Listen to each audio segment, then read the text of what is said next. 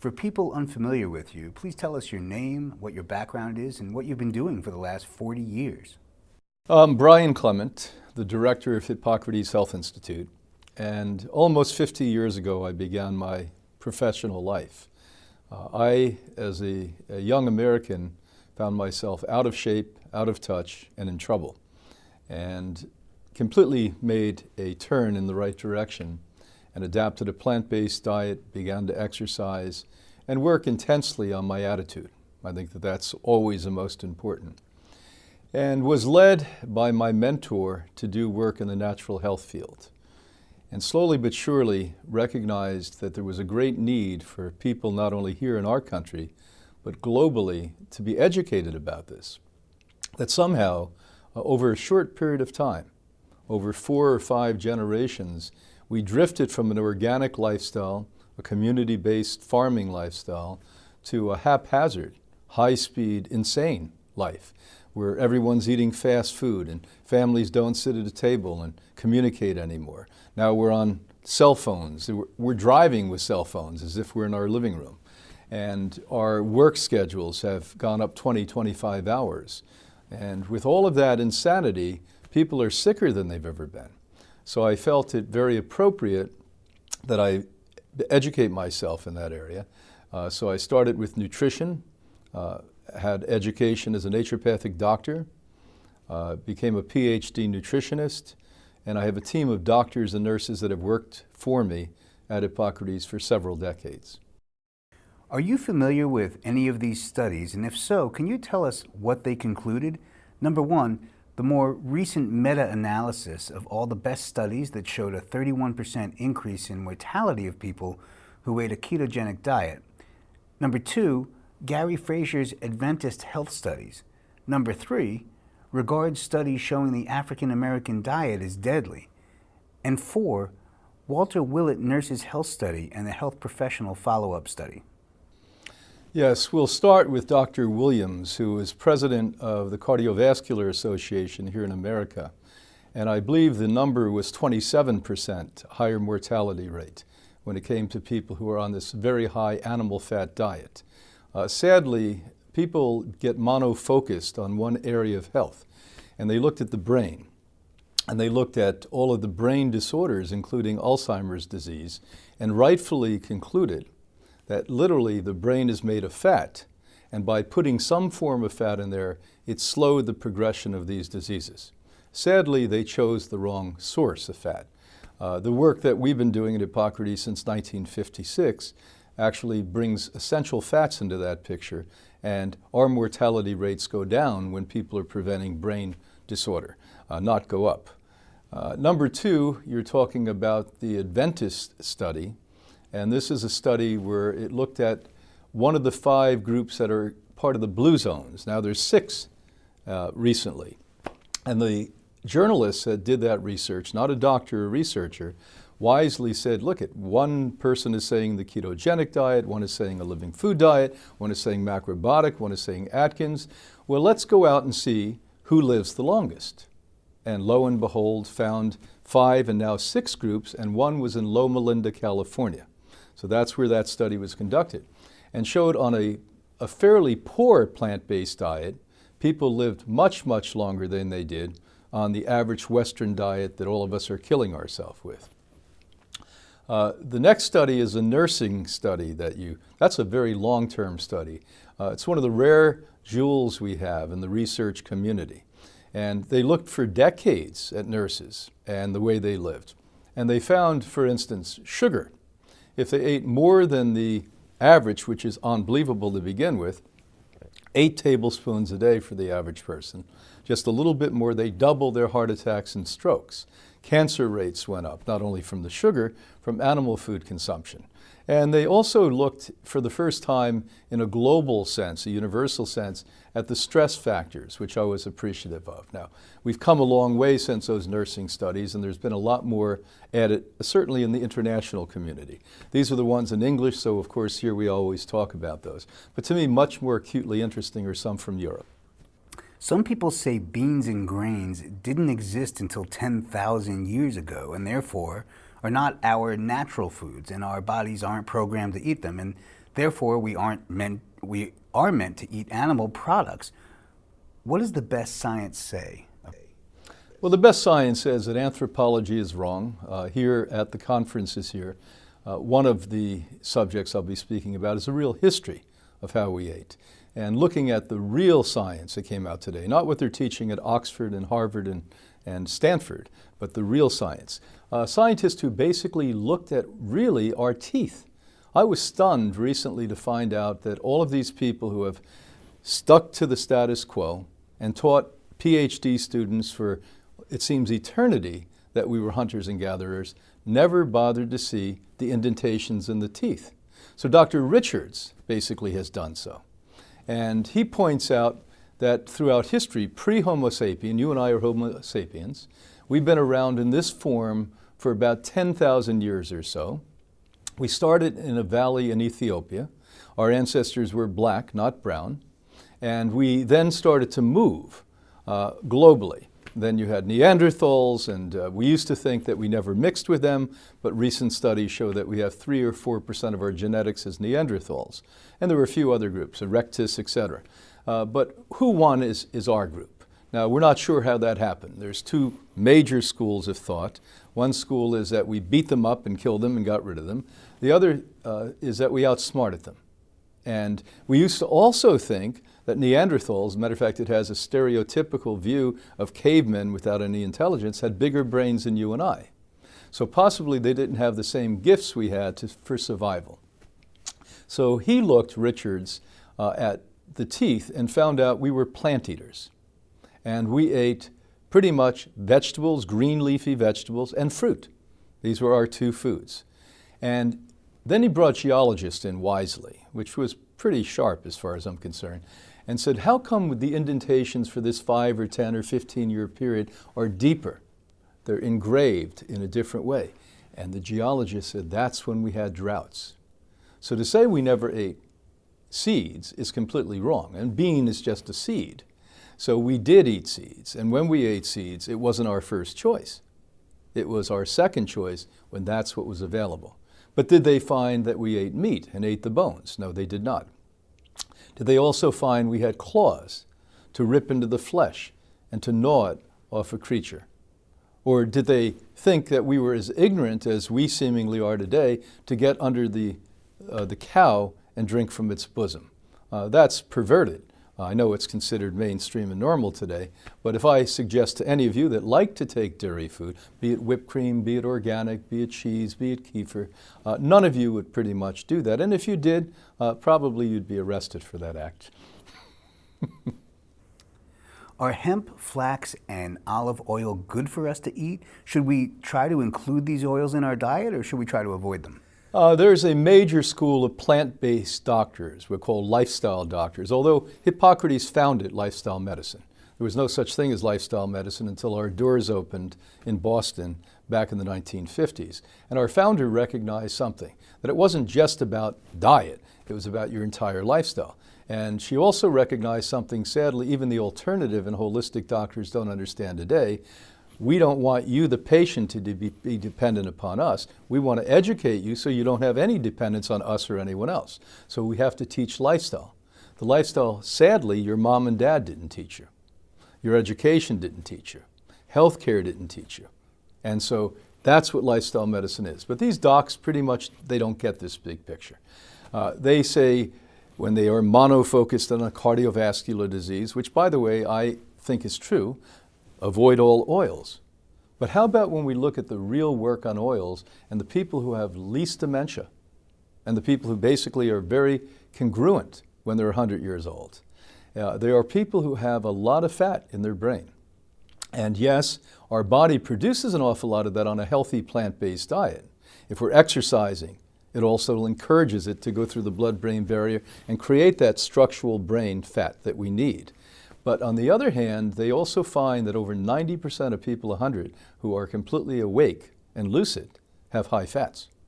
And so I do encourage, if not around the time, or you've previously have or recently had a heart attack or stroke, that little bits of oil are healthy for you. Now, if you're on the Hippocrates diet, you really don't have to add oil.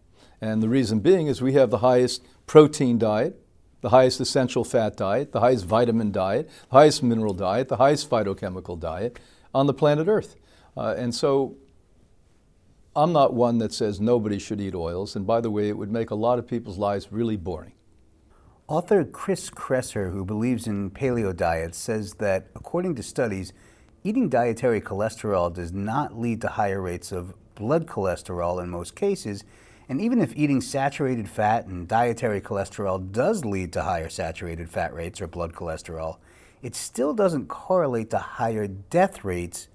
Do you agree with this? Why or why not? We don't agree with that. The difference between Chris, the newbie, who's funded by the Cattlemen Association, and Hippocrates, we do clinical research. Our medical team does sophisticated blood tests at the beginning of people's stay, the end. And once a person commences, they graduate our program for free. For the rest of their life, we analyze their blood work. So we accrue amazing amounts of data over decades. And what we have found is almost in 100% of cases where people are eating animal-based cholesterols, their cholesterol goes up. And we're not the first or the only. Look at Esselstyn's work. Look at all of the brilliant work that was done even at the nursing study that we speak about, Dean Ornish's studies. And I can put hundreds and hundreds of studies in front of Chris if he bothers to look at it. Now, do I think that Chris may be a little right, maybe by default, that it doesn't always relate to a heart attack and stroke, and that's true. It's about the metabolic system that the individual has. We go back to what I said in a previous answer, that when we look at people who are aging, high cholesterol seem to be keeping a healthy brain in there.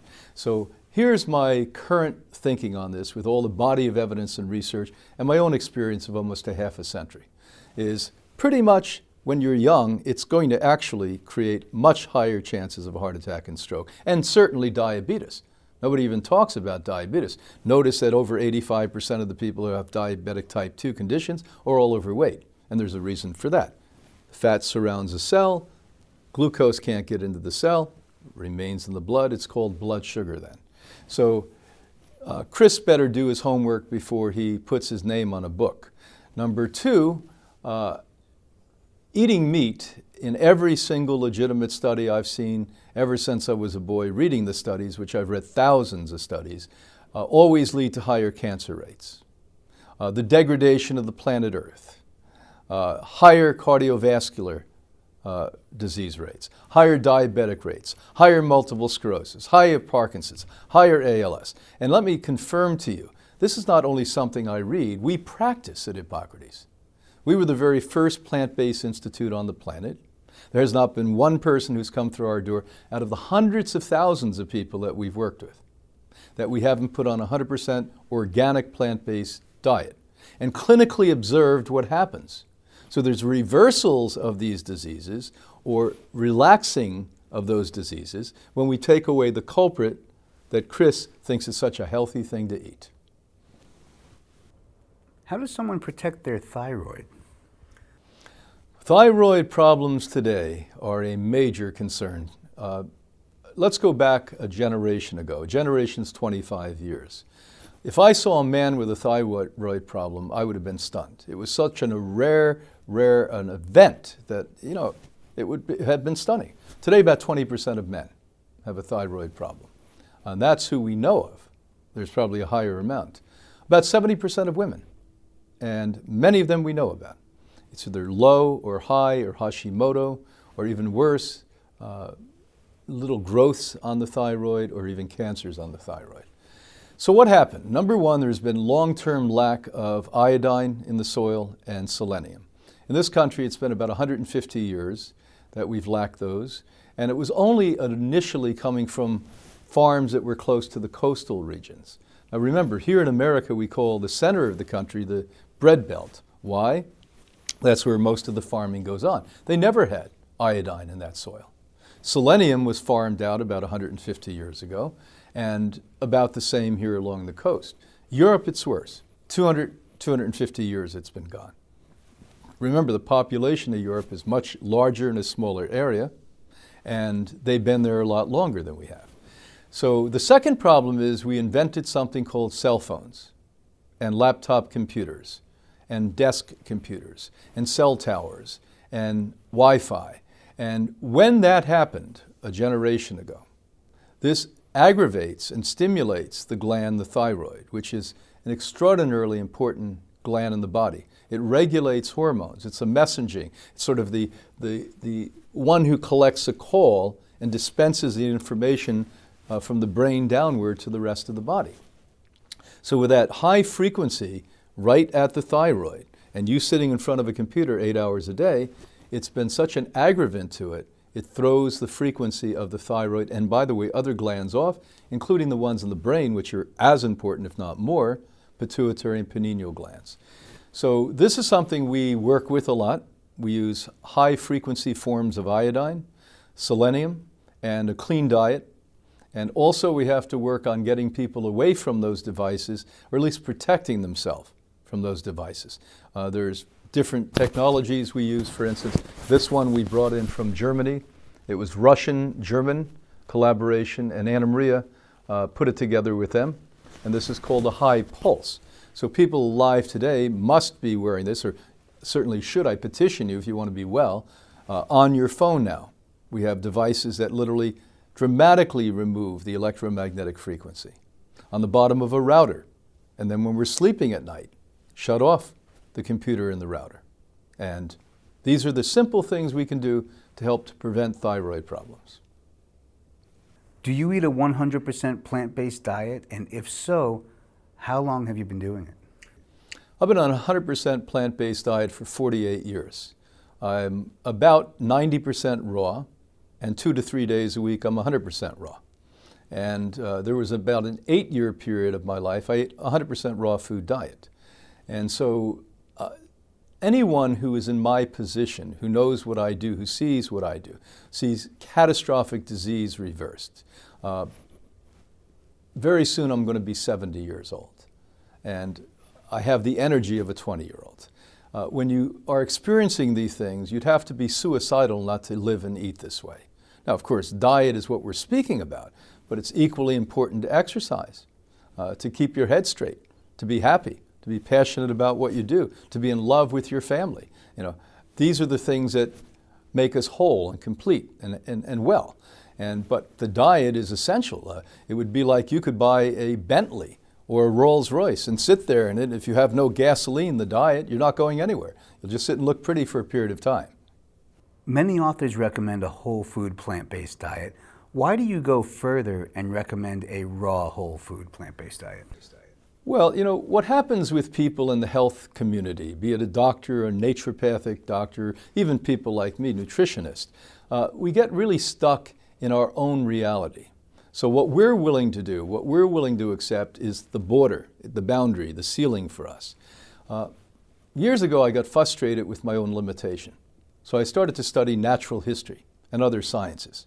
Sure, biology is interesting, chemistry is interesting, but I wanted to look at physics and quantum biology and natural history.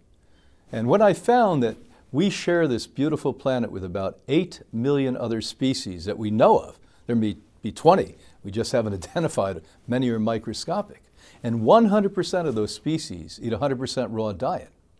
It was pretty easy for me to say, well, gee, do you think 8 million are wrong, or this one species called the human species is right? In an earlier question, we talked about anthropology being wrong, about how they're still teaching and probably won't stop. We're hunters and gatherers. We weren't hunters. We were gatherers. 60% of the people on the planet today are plant-based eaters. We're a minority, only 40% of us on this earth eating animals, and we're the ones destroying the planet Earth. So the fact is, a raw diet contains things that a cooked diet doesn't contain. Complete proteins, if you're eating proper raw foods. Once you cook a food, a plant-based food, and certainly an animal-based food, the proteins are destroyed and changed. Vitamins are almost all gone. You say, well, how do people survive? Most people in the field of plant-based nutrition are interested in what they take away from people. They just don't get what you should give the people. If you take away the animal foods, you're going to see results. If you take away all of the nasty chemicals, you're going to see results. But by the way, you're not going to live much longer. The Loma Linda studies show that vegans only live about 7 years longer. than meat eaters and dairy eaters. That's certainly not enough for me. And we don't have solid studies yet, but Hippocrates did a work when we were still up in Boston at MIT where we showed after 18 months strict adherence to the organic plant-based diet that we don't cook, that we actually slowed cell death down by 3 times. So your cells are going to inevitably die. That's part of the natural process. But if we can slow it by 3 times, isn't that remarkable? And we were looking at that acutely through the eyes of cancer and other diseases at that point. But how about for a healthy person? Isn't that interesting? So there is no doubt in any legitimate person's mind who understand the wholeness of science, not just biology or medicine or natural health care, that we should be eating a raw diet. And we are the living, breathing clinic that has proven that. Now, a lot of people have opinions. Why don't they come and ask us our opinion? We're the first and the foremost, the oldest, with the most experience and the best data. What advice do you have from all the research you've done on the best way to deal with memory issues and memory loss? Well, I wrote a book a number of years ago for the Swiss called Longevity. And I said, look, I'll write this book as long as I don't have to write another nutrition book, only about nutrition. And as you know, my repertoire books, I write on different subjects to keep my interest perked, so I learn more. But the fact is, I really looked at a lot of the work that was being done back at that point, and it proved one thing. Genetics we're learning more about today than we had 15, 20 years ago. But one of the things that we really had established then is exactly what the genes for Alzheimer's look like. So if you had Alzheimer's, there was a 100% chance this is what your gene would look like. Well, they found 100-year-old centurions from a Harvard study that were completely lucid, completely fluid, out reading 5 hours a day, dating, at 100 years old, 101, 102 years old. And they said, what makes it different for these people? Brain use. Now, in those days, the common thing that this mature group was doing is crossword puzzles, and again, reading a lot. Today, they've taken it to a whole other level. Luminosity, which brain scientists, neuron scientists put together, is something that I strongly encourage. If you've had memory slips, even if you're young at 30 or 40 years old, you've got to start practicing this at least 10 minutes a day. And if you're getting closer to severe memory loss or dementia, this has got to be part of your religion as far as I'm concerned. Now, let's go back to the nutritional component, which I'm an expert in. B12 deficiencies, again, about 70% of the population has that. It's not an opinion. I've looked at 17,500 people, 70% of the population. I look at global populations, because people from all over the world attend Hippocrates, have a B12 deficiency. Number one nutrient you don't want to lose for memory is B12. It's a neuron nutrition. Number two, essential fats. Udo, who probably put essential fats on the map in the 1980s, he and I had a conversation recently. He said he did some work over the last 2 decades where he recognized about 99% of us don't have adequate amounts of complete fat in our brain. I was stunned by that number, but he's the expert in this one. And so there's another problem. Number three, sugars. Anna Maria, my wife, has been calling diabetic type 3 dementia. And she's been talking about that for 25 years. Lo and behold, in the last decade, science is showing that there's a problem with processing sugars in the brain. Doesn't have the ability. And there's an insulin receptor site that completely makes your brain go bonkers. So let's go back again. Brain use, and people tend to retire and sit there and look at TV all day long. That will make you and I brain dead.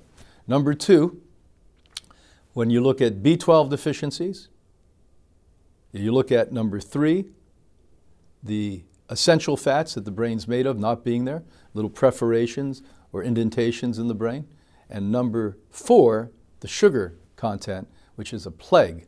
If you read my book, Sweet Disease, it explains this. In Dr. Stephen Gundry's best-selling book, The Plant Paradox, he says, lectins are microscopic proteins that plants evolved to defend themselves from predators, including insects and animals, that includes humans. They are essentially indigestible and have the unique ability to increase the permeability of your intestines. That means that they can pass through the wall of your gut and will and be treated as foreign invaders by your immune system. This causes an inflammatory response which can set the stage of a host of diseases as well as weight gain. What foods are rich in lectins? And generally speaking, all grains and legumes have more lectins than anything else, and in some cases, pressure cooking can destroy the lectins. Nightshade vegetables, squashes, and select nuts and seeds are also rich in lectins. Do you agree with Dr. Gundry? Why or why not? Dr. Gundry did a brilliant work exposing in a large way something I've been talking about for 50 years. And that's enzyme inhibitors. He calls them lectins. They're really enzyme inhibitors, which shows the brilliance of nature and evolution and history. It's just stunning when you look at this. Every plant which comes from a seed, so we don't say plants and seeds. If you have a plant, it's a seed. You and I came from a seed too. It was called a sperm and an egg. Well, in this case, when these seeds were growing a particular species of plant, inherently through the wisdom of the universe, because there weren't humans around to dictate this, the plant understood that it would perish. So it had to protect itself, because bugs could eat the last one, or animals could eat the last one. So these toxins or enzyme inhibitors were placed on them. So we addressed this at Hippocrates in 1972. And what we did is we looked at that in the germination process. So at that point, we were using the Boston College and Tufts University laboratories. And once you germinate the seed, those enzyme inhibitors, which are on the outer shell, come off. And that couldn't be there for that seed to bloom another plant. It was when those mama plant created hundreds or thousands of other seeds, it came back on it again. But the germination process eliminated it so that seed could flourish in the soil. Isn't that a remarkable story? So congratulations to him. Maybe he's going to do a phase 2 of that book and correct what he said to begin with. If you pressure cook anything, you're killing everything. And by the way, any cooked grain turns into a sugar within 20 to 30 minutes. And anyone who really understands how bad sugar is for you wouldn't be suggesting that type of thing. There are so many paleo, keto, Atkins, low-carb authors and books, and why are so many people who are well-educated, credentialed, and smart concluding that the low-carb diet, not the whole food plant-based diet, is best for human health? What are the most compelling, important, and convincing studies that make you believe that a whole food plant-based diet is the proper diet for humans and that a diet that includes animal products is not?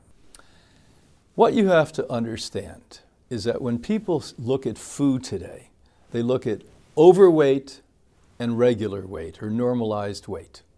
So if you take people off cooked carbohydrates, bread, pasta, cakes, cookies, you're going to take away the sugar factor. If you tell them to eliminate processed sugar, you're going to eliminate the sugar factor. Now, the number one cause for us being overweight, when I weighed 120 pounds more than I do now, let me tell you, it was the sugar I was taking from the breads and the cakes and the ice cream that made me fat. It wasn't a secondary thing. So in a very naive, innocent, and not so well-educated way, they take away those things, see a small reduction in weight loss. They don't take into account there's more heart attacks, more cancer, more strokes, more diabetes. They're just happy they've lost a few pounds. You mentioned Dr. Atkins. He was sort of the instigator of all of this trend. Tell people what they want to hear and you can sell a lot. I happen to know Dr. Atkins. I spent a lot of time with him. And Atkins was a brilliant, brilliant man who sold himself out. He recognized all of us who were overwhelmingly saying, you've got to get rid of the animal-based foods for your health and the health of the planet Earth, were really not telling people something they wanted to buy. So he completely reversed it and did some bogus studies that Harvard blew holes in, by the way. If you go back and really look at the studies, short-term weight reduction, after a year, it all came back again with vengeance with the other diseases. So Atkins was the gold standard for a lot of these newbies that came along, the paleo people. The ketogenic people really are doing this for a different reason. I've had conferences at the Institute. These people I don't consider my foes. I want to learn from them. So I bring them right into the fold and I learn from them. And by the end of our conversations, they said, sure, we could do the ketogenic diet without animal food. Actually, on the Hippocrates campus have told us that. They follow the Atkins approach, and it works because people are lazy and people don't want to change. And people are overweight like I used to, and they're food addicts like I am, and they're addicted to food, and they're addicted to sugar. So they're going to be really happy if somebody blesses them and says, knock yourself out, do the wrong thing, until the day they're in a doctor's office being told they're sick. The low-carb diets recommend getting your body into ketosis. What is wrong with that? Well, if you go into ketosis, you could actually have shock and die. That's what's wrong with that. They're throwing around a word that used to be a dangerous thing. You don't want to be in a ketosis situation. Recognize that the body doesn't need a lot of food. That's one thing that's missing with all these diets, including when I speak most of the time. Now, what you have to know is other studies that were done on longevity show us one thing. There's never been a study on longevity worldwide that doesn't conclude these exact facts I'm going to give you. People who eat the highest nutritious foods in the smallest amount live the longest and have the least disease. So now, is it called ketosis to have less food?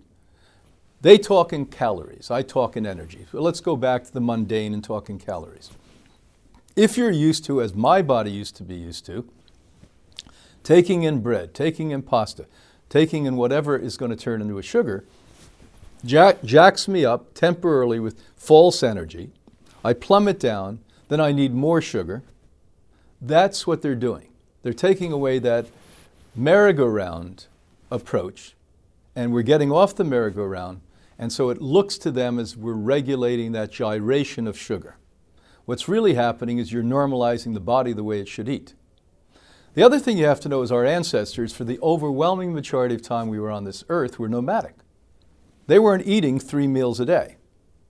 I'm only eating 1 meal a day, 5 days a week, to be honest with you. And the fact is, our ancestors would go a day or two without eating constantly. Then they would find food and eat. Then they may not find food for another day or 3 days. And that's the way our body evolved. So it was made to live and flourish and thrive that way.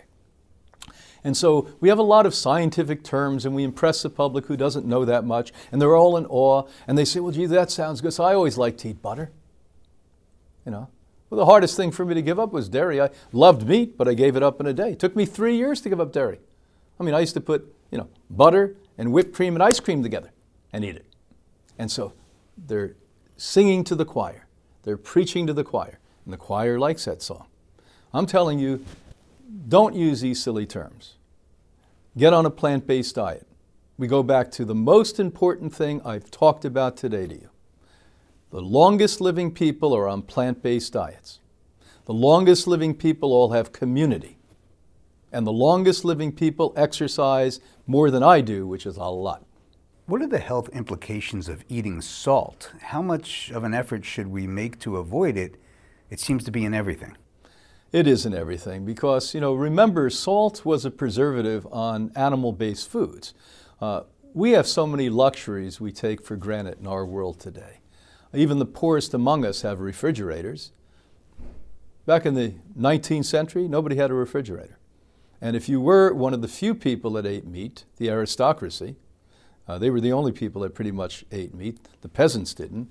They would hang up meat on wood in their kitchen, and they would put salt around it, knowing the bugs would never eat it. Isn't that amazing? The bugs are smart enough to not eat the salt. You and I not. So our taste for salt came from that. And then as we had a burgeoning middle class, more and more people had a few dollars in their pocket. We looked up at the aristocracy, and we wanted to do what they did. And so slowly but surely that crept in, and the industries of the meat and dairy industry propagandized to the point they literally in 1917 made a pact, even though the academic community didn't know it, to hijack the nutritional education in school books, now through Ph.D. programs, but starting at kindergarten or first grade. So we got addicted to salt. We got addicted to sugar. Sugar is what they put on carbohydrates to preserve it. There was no refrigeration. So these are the two almost preservatives, there were no chemical preservatives to speak about that, natural preservatives that got into our food from that reason. Now, once you start to eat these, in my book, Sweet Disease, I quote a Princeton study that was stunning to me. They looked at full-blast heroin addicts, full-blast cocaine addicts, and the rest of us, sugar addicts. I'm a sugar addict. I'm a recovering sugar addict. I don't even eat fruit. It's not part of my diet. And they said, what's more addictive? Sugar of all kinds or heroin or cocaine? Sugar won, hands down. Matter of fact, a recent study, it came out about a year and 2 months ago, said that cocaine was 30 times less addictive than sugar. Now that must be true, because I gave up meat in a day, dairy in 3 years, 35 years to give up sugar. I was preaching against sugar and eating too much fruit. And at one point, I would go through with a friend of mine a gallon of honey a week. That's not a joke, because under the premise this is natural, it's good for you, we can eat it, that's how we do these things. You go to the health food store, they have aisles of cookies and cakes and chips now. Where do people spend most of their time? Not over in the produce section, they're on those aisles. Because are we really willing to change, or are we just moderately changing a slight bit because we're uncomfortable doing what it really takes? So the fact is very simple. You've got to know all of these things before you make a decision as to what you should do. And you've got to be brave enough, really brave to do this. And surround yourself with brave people. I wasn't brave enough. I know I had to have people around me, and every time I fell off the wagon, they kicked me a little bit and wake me up a little bit. And that's why we need to work together. And the real truth about health is trying to do that globally. Can too many cooked beans and whole grains raise our blood sugar and make us pre-diabetic or diabetic? It would take an awful lot to become a diabetic from cooked organic grains, but on the other hand, you could do it. You can do too much of anything could throw you off. Too much fruit can do that much more than a cooked bean can do it. So I would much rather have you think small amounts of that when you're transitioning from meats, that includes chicken and fish, over to a plant-based diet. You've got to have a bridge. I would not be here today without those cooked beans and the bean burgers and the grains and the rice and all of those things. We have this whole idea that we're all saints and canonized and somehow we can ascend our horribly bad lifestyles. It doesn't work that way. I lock people up at the Institute. We give them psychotherapy. Our medical team works on them and loves them. We educate them 35, 40 hours a week. And we still have a difficult time having to make the transition. So out there in the world, those of you listening, loosen up. Now, when you're fighting a major disease, you've got to get really, really clear quick because you don't have the time to move. But the truth of the matter is, don't be frightened of the things that are good for you. Be frightened of the things that are notoriously bad for you, that overwhelming data in science shows you are bad for you. If you get on, as I did at first, a junk food diet that was vegan versus an animal diet, you're much further ahead than you were on an animal diet. Now, slowly but surely get off the junk food diet and eat more of the vegetables. Even if you have to cook them at first, eat them. Even if you have to have preparations, eat them. And then add more salad to it. Add more juices. The more juices you drink, the more your body's crying out for those raw foods, and it becomes, I saw over thousands of people's lives, systematically easier for you to eat more and more raw food. So don't try to walk on water, learn to swim in it first. Does fruit contribute to type 2 diabetes? No question, when we take people off fruit who have type 1, type 2 diabetic conditions, and I'll also preface that by saying cancers and viral diseases, bacterial diseases, fungal and yeast problems, we see a radical improvement in their blood profiles, radical improvement. And so there is no doubt in my mind fruit sugar, as Thomas Seyfried, who's here at this conference with you this week, is going to be telling you. He's the most important man in the history of the science on cancer, and he'll explain it. He sat 3.5 hours with me in explaining exactly the mechanism of how fruit sugar causes more problems in the human body than even glucose, even dextrose, and even sucrose. So when we look at these things, you say, why?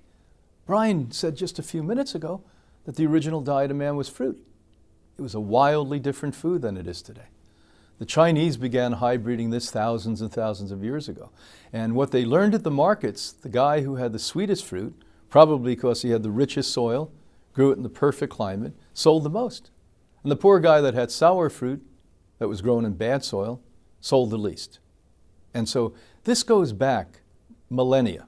This is not just some new phenomena. Now with genetic modification and our spike in sugar consumption, remember, more than a century ago, nobody ate sugar that was processed except the elite. Nobody. We couldn't afford it. It was a commodity, a rare and special commodity.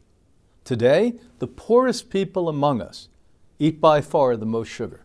Those of us with education and a little bit of money, oh, we're wise.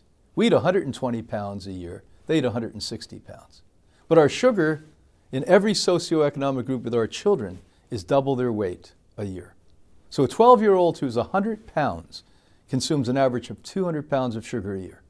And where does that come from? My loving, wonderful parents were the first dope pushers I ever met. Because when I was good, they gave me dope called sugar. When I was bad, they took the dope away. So now you're out on your own. You're 20, 25, 30, and nobody's watching, and you feel a little bad. What do? You give yourself the dope. You pat yourself on the back. So this cyclical crazy thing can be done with fruit as easily as it can be done with white sugar. Does it make a difference for health if you eat beef from organic grass-fed cows versus factory farm cows?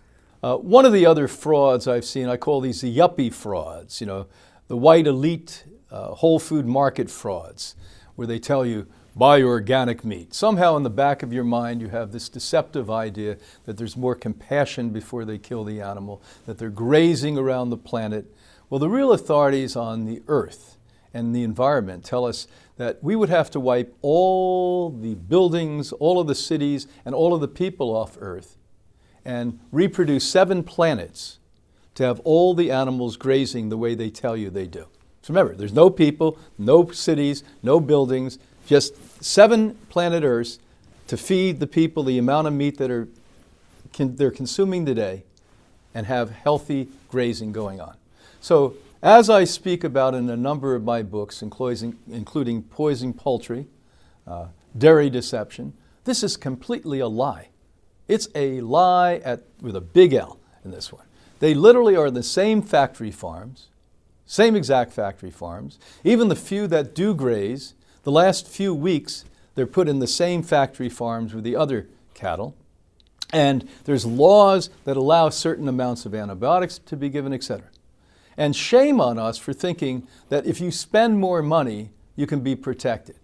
That's an elitist idea, and it's what's gotten America and other countries into trouble. You can't buy your way out of these things. You've got to change your way out of these things. And there's no such thing as an organic meat. That's an oxymoron and a lie. It's marketing. It's not real. It's definitely not real.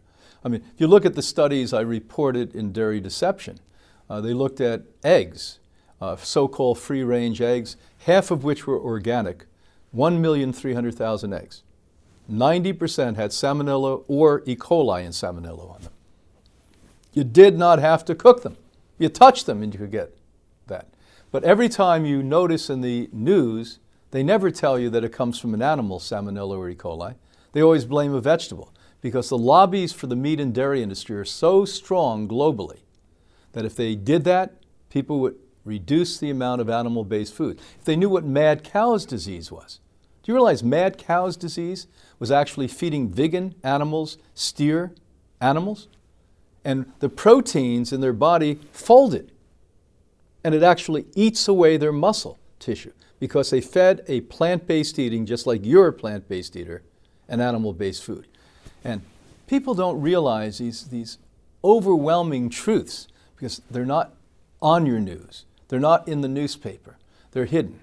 And unless you're listening here at The Real Truth About Health or attending these conferences here and other similar conferences, there's not too many like this one, I don't think there's another like this one, you're not going to learn these things. What is the most important thing you want to share with our audience? Today we have to recognize that life is up to us, that we cannot rely on governments or institutions or somebody else. We have finally hit the critical mass. We're in the beginning of the 21st century, and our independence is something we must cherish. And not independence for the fact of being independent, but independence so that you're not part of the problem. If you go along with the deception we call human life today, you are actually causing that concern. You're putting fuel on the fire. If we're not eating food that fuels a heart and a brain in a correct way, your consciousness will not be what it can be and should be. If you're not respecting and honoring the human body and making your physique strong and circulating your blood and having a body that you can be in for 100 years or more, shame on you. If you're not working hard, as I do every single day, to become more and more positive, to stay more open-minded, less closed-minded, more loving, more accepting, it makes you ill. It makes you sick. If you don't realize that those people that love you are the most important things in your life, rethink that. Always think, who's going to be there at my funeral? That's who you should be hanging around with today. All this futile nonsense we call entertainment today. Get back and create that family community that you have. Find true friends that will stand with you, with your values and your virtues. Make sure that love is your most important objective, to love and to be loved. That's why we're here. And how we achieve this is one way, to be impassioned by our lives. Because when you're in passion, you're fulfilled. And that's why we're here.